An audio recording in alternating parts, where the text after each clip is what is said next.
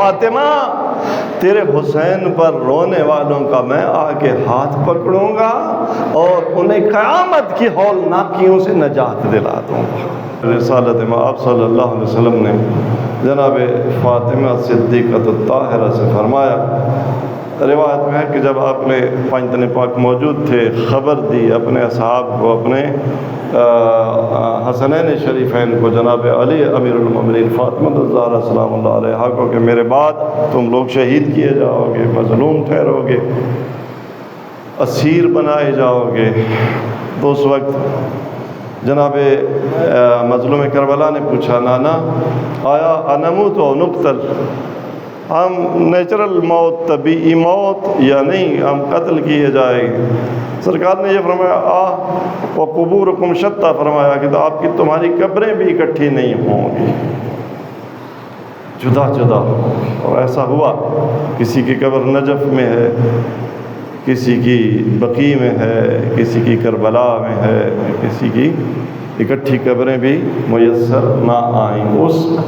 ان ہستیوں کو جو ایک جھرمٹ میں آج فاطمہ کے گھر میں موجود ہیں، پنجتن پاک کی صورت میں ایک بہترین حلقہ گلدستہ ان معصومین کا جو بنا ہوا ہے، نبی کریم نے دیکھا، ایک دفعہ آہ بھری کہ آج اکٹھے ہیں، ایک وقت وہ آئے گا کہ تمہاری قبریں بھی اکٹھی نہیں ہوں گی۔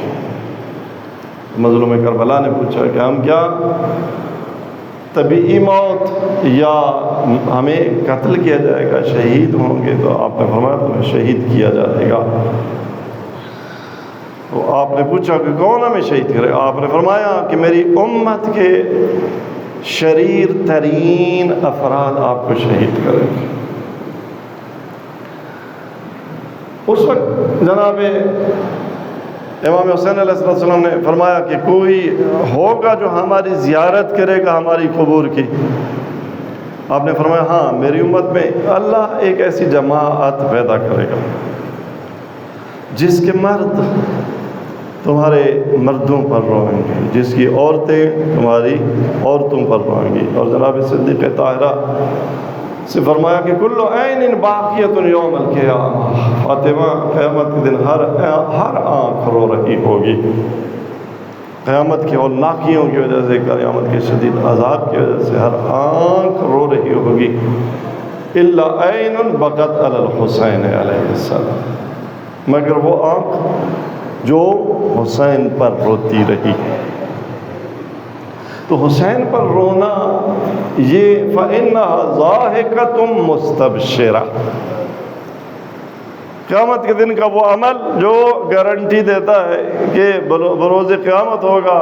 اور دوسری حدیث میں یا اسی میں آپ نے کیا فرمایا، فَإِذَا كَانَ يَوْمُ الْقِيَامَةِ، فاطمہ حسین پر رونے والوں کا کیا ہوگا؟ جب قیامت کا دن ہوگا،